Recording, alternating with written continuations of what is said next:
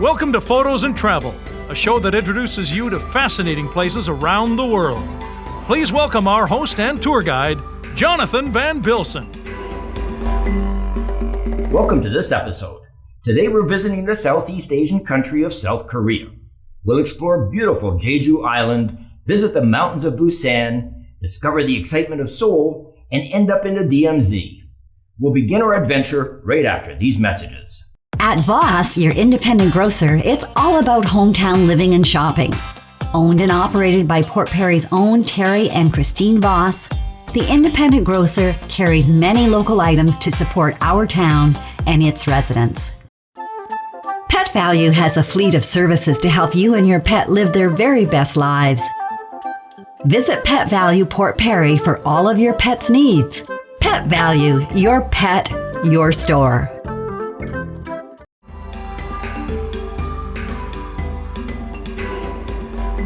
Welcome back. Korea was split in half after the War of 1950. The North is a communist dictatorship, but the South is an amazing place to visit. We begin our trip by flying into the southernmost island of Jeju. I met my guide, Jong-sil Oh, and we set out to explore this amazing island in the South China Sea. Jeju Island has a population of 600,000, two-thirds of which live in the two major cities. A very unique sight on Jeju is a mysterious road, also known as Goblin Road. It is an optical illusion discovered by a farmer who parked his car beside the road, and suddenly it traveled uphill under its own power. I continued on, trekking up to Mount Halasan, the tallest mountain in Korea, at 1,950 meters or 6,400 feet. It's an extinct volcano with various varieties of foliage, including this form of bamboo used in making hats and bags.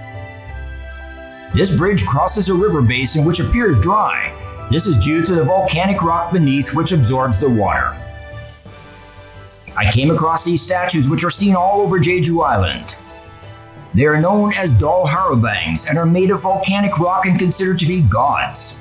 They offer both protection and fertility and are placed outside gates to keep people safe against demons traveling between the living and the dead. Near the entrance to Mount Hala was the 1100 altitude wetlands protection area of Jeju Island. It is a famous trail among avid mountain hikers in Korea and travelers from outside the country. Along the trail, we see various indigenous plants and shrubs protected from trampling by wooden steps and bridges. I continued my visit of Siagwipu, the southern city on the island, with a stop at the unique Alive Museum, an interactive display housed inside this beautiful Greek-style complex. After a traditional Korean lunch, I stopped at the soccer stadium where the 2002 World Cup was hosted. We came across beautiful Gyeongbang Waterfall, one of the few falls in the world where the water cascades directly into the ocean. Legend has it that a holy dragon lived underneath the falls, and its spirit is contained in the water which can cure diseases. A 1-hour trek along the coast took me to Owae-Dolge Rock, also known as the Grandmother Rock. Legend has it Granny was waiting for her husband to return home from fishing, but he never did. She waited and eventually turned into a rock. Her husband finally drifted by, saw her and rested beside her as seen by the smaller rock. The grass on top is representative of Grandma's hair. Being near the water, a visit to two landmark lighthouses known as the Io Tesoro is a must. The red and white structures are representative of the famous Jeju ponies for which the island is known. Fishing boats were tied up after being out all night. They are outfitted with lights, enabling night fishing to take place. I made a quick stop at the Gyeongneung Beach, one of the island's most picturesque beaches, with Byangdo Island, one of the nearly 3,400 islands off the coast of Korea, directly across from it. Jeju Island is well known for its ponies, which come from the Mongolian region. The Ma Horse Show is spectacular. It's an event which showcases skillful riders who seem to become one with their horses as they perform a historic tribute to the former dynasties of the island.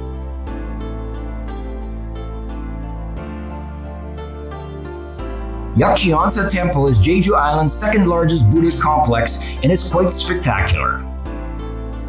The main hall features a monumental statue of the Buddha, and intricately carved dragons defend the pillars which support the temple. In the corridor surrounding the main hall are 80,000 gold Buddha statues representing the number of characters in the Buddhist scriptures. I came across Cheonyeon waterfalls, one of 3 in the area. To get to the next waterfall, I walked along a half-kilometer path where I heard the majestic falls long before I saw it. Spanning this beautiful valley is the Seonnimgyo Bridge, which connects the waterfall with a pavilion built for visitors to rest and enjoy the area.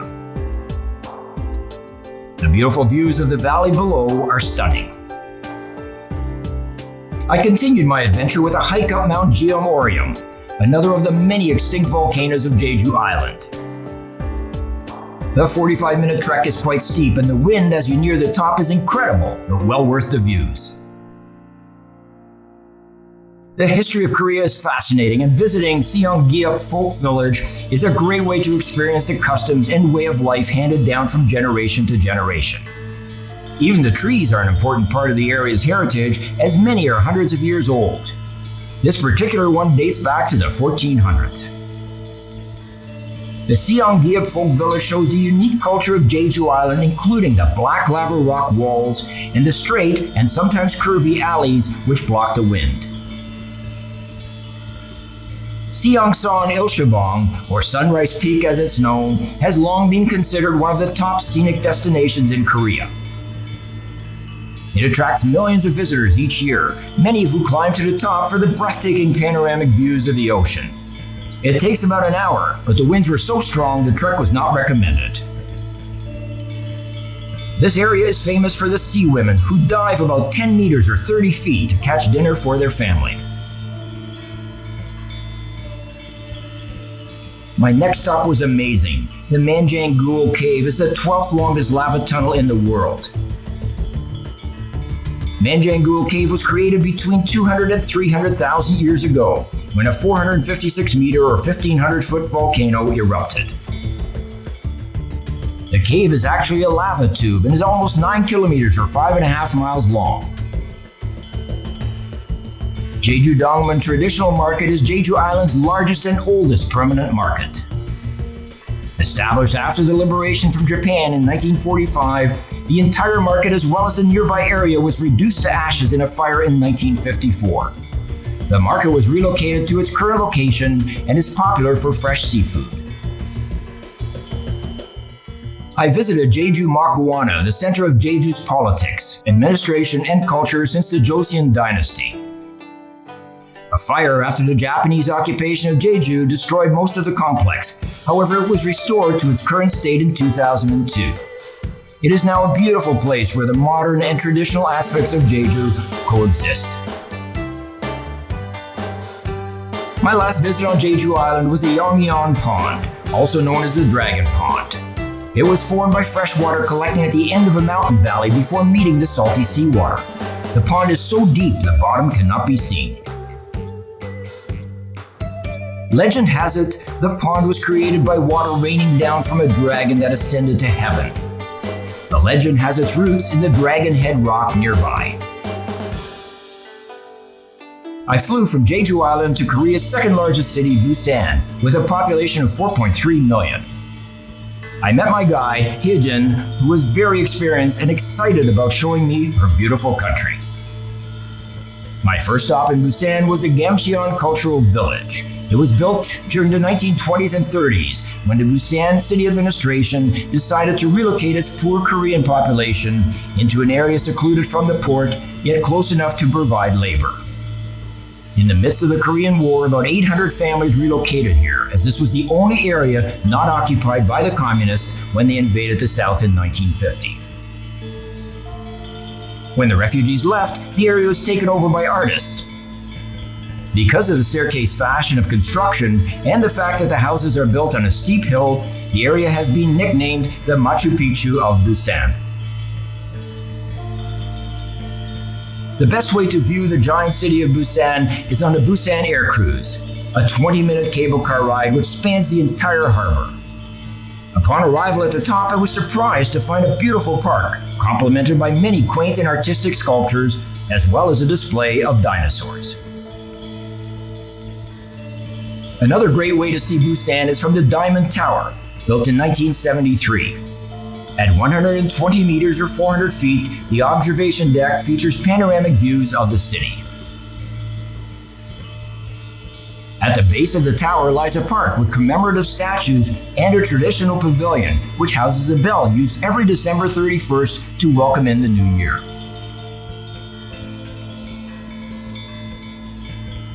Walking through the fish market of Busan certainly makes you aware that you're in a seaport city.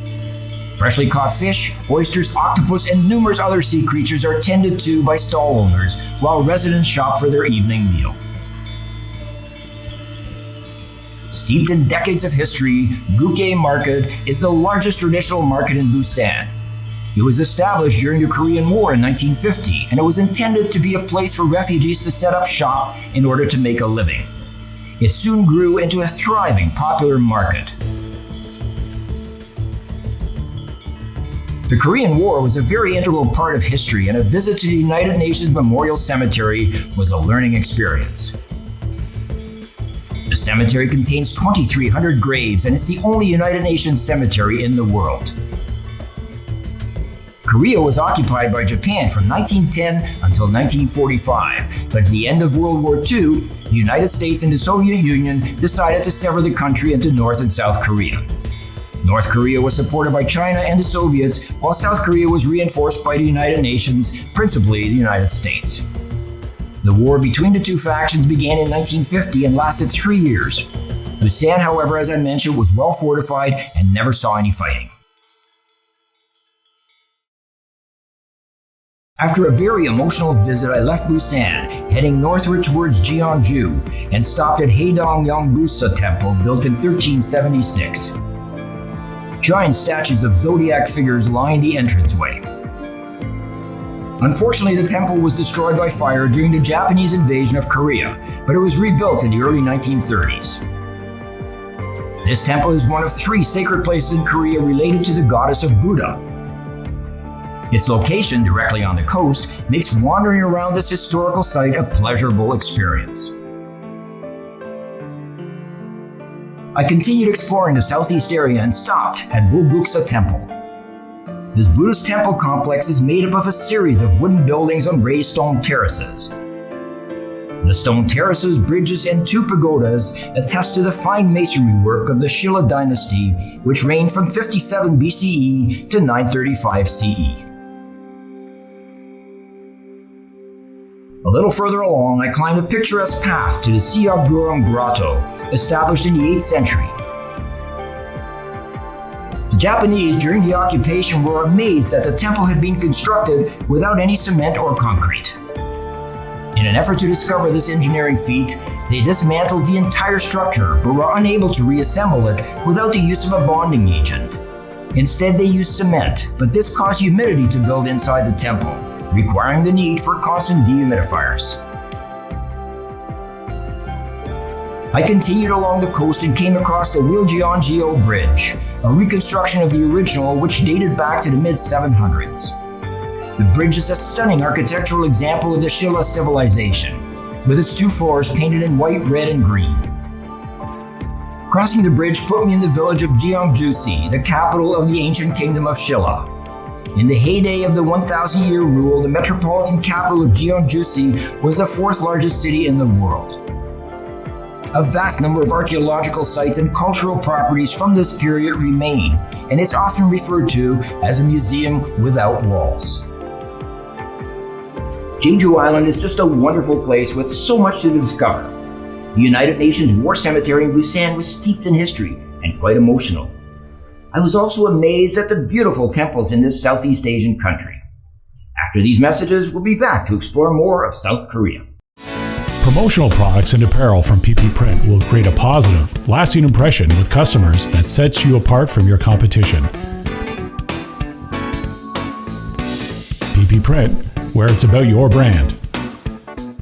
Not all Canadians have the time nor desire to manage their finances, and often that responsibility is up to financial professionals. Our goal is to help Canadian families achieve a happy and successful financial future. Visit us, the McClellan Financial Group of Asante Capital Management.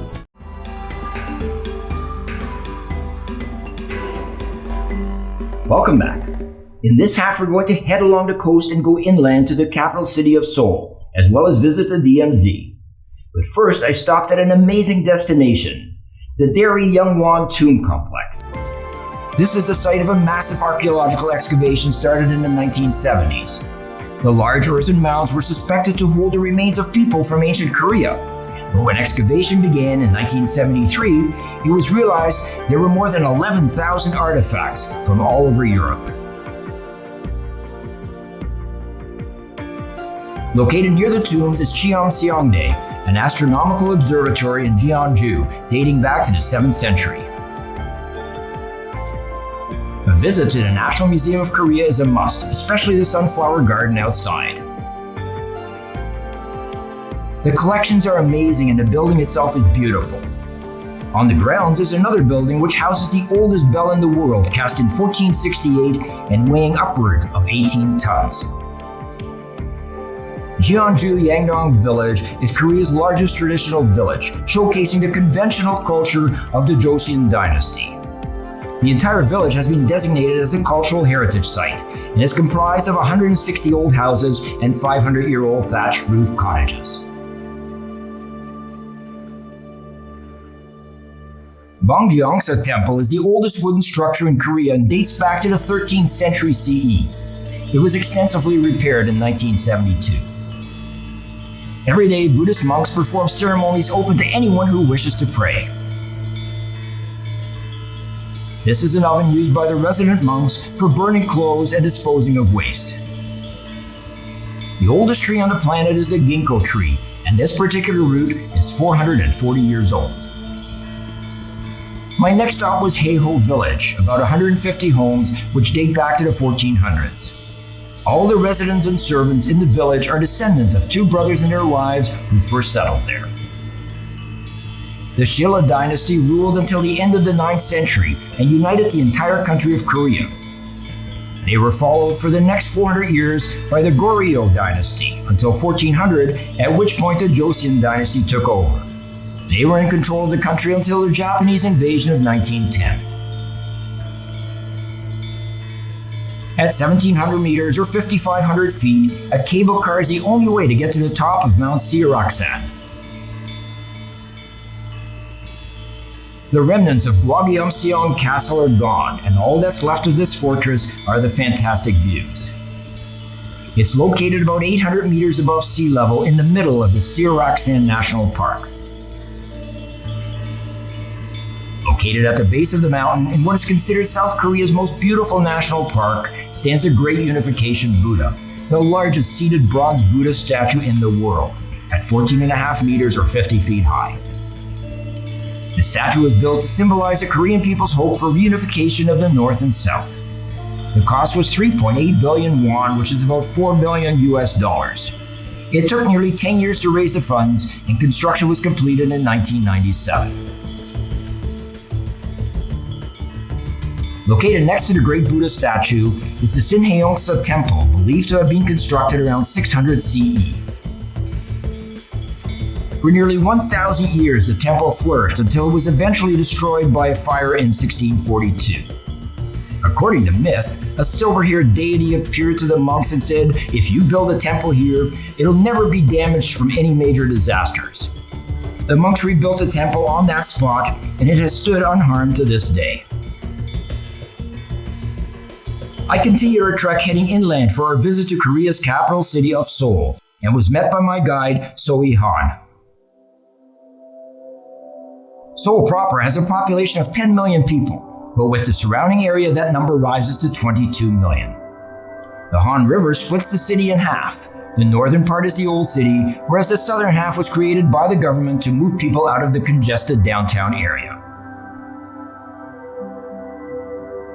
One of the most scenic areas in Seoul is Nami Island, purchased in the 1960s by a wealthy businessman. It was originally a desert island with no trees. The owner decided to begin planting various varieties of foliage, and today it is an amazing park-like property accessible by a 10-minute ferry ride. Because there are no natural trees, it was decided that foliage from different countries around the world would be used. When developing the island, the owners of the property found many discarded bottles in the sand. They decided to put them to use by recycling them into monuments, bridges, and the construction of buildings such as bathrooms. Today, the entire island has been transformed into an artist colony with many small buildings, all designed by local artists. My next stop was a picturesque tourist village called the Italian Town, or Petite Village.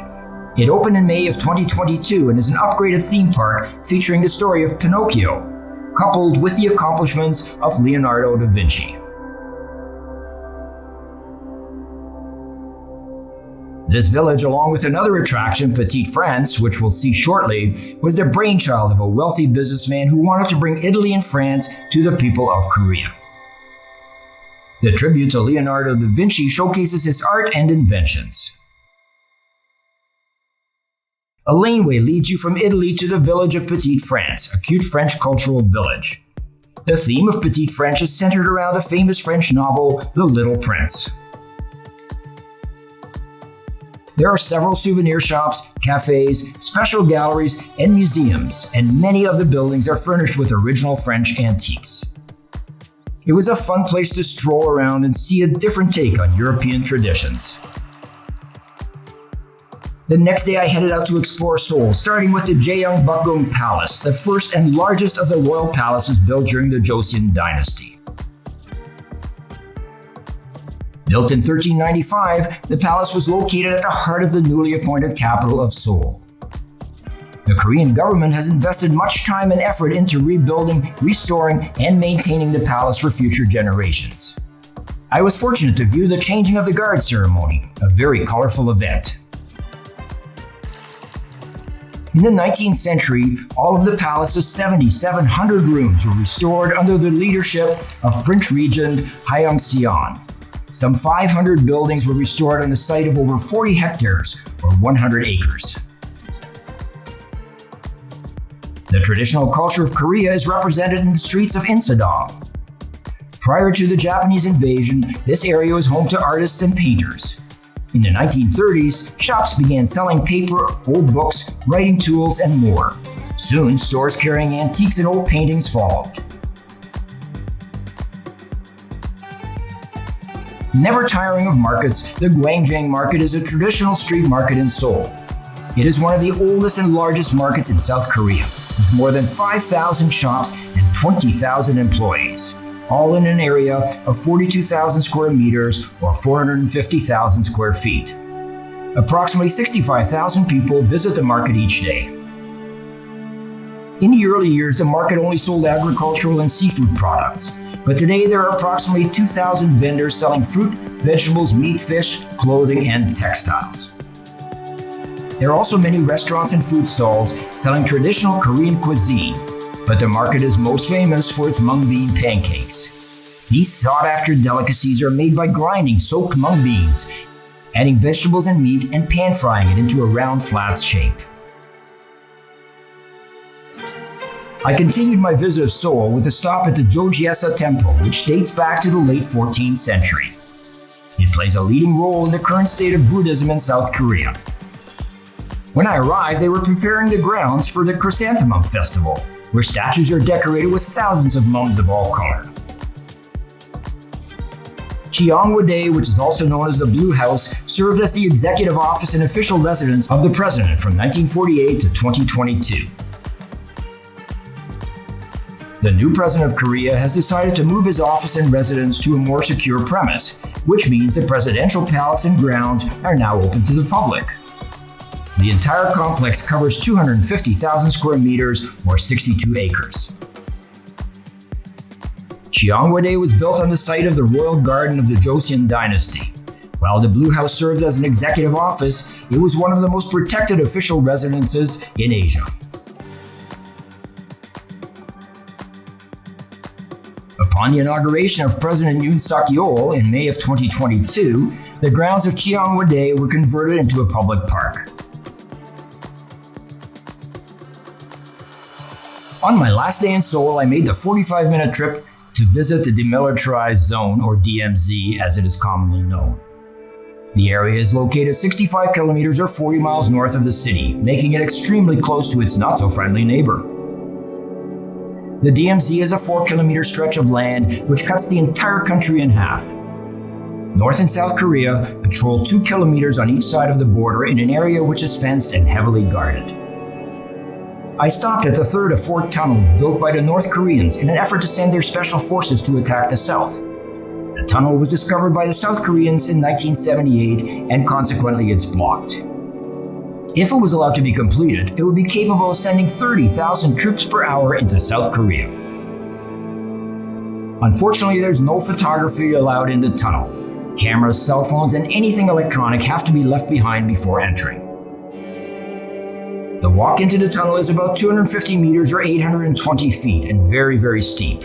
When you arrive at the bottom, you are 30 stories lower than when you entered. I was able to see North Korea, including this tower, which blocks all communication coming in from the south. The border between the 2 Koreas is the most heavily guarded border in the world, and visiting it makes you realize how volatile the area is. I returned to Seoul in time to visit the Lotte Tower, the highest building in the country and the 5th highest in the world. I was whisked up 123 stories to an observation deck with spectacular views.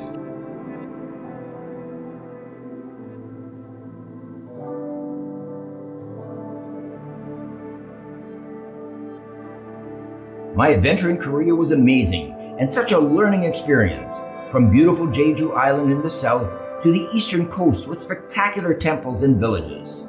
Seoul was amazing and visiting the DMZ was an ominous experience. For Photos and Travel, I'm Jonathan Van Bilsen. It's been my pleasure to be your tour guide today, and I look forward to our next adventure. If you enjoyed this program, please click the subscribe button and you'll never miss an episode.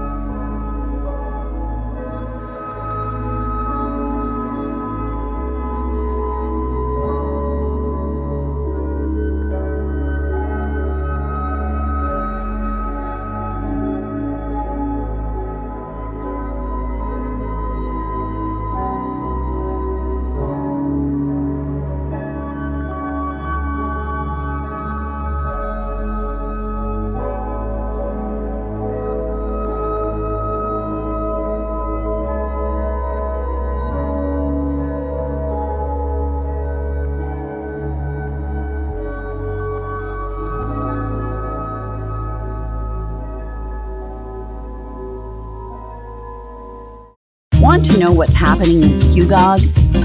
News and lifestyle, changes in business, and all the entertainment information you'll ever need. Plus, each edition has a new photosNtravel article. Look for your next copy in your mailbox. As our communities begin the slow road to reopening, there are still issues needing closure. In these crazy times, let us be a roadmap to community events and issues we face together.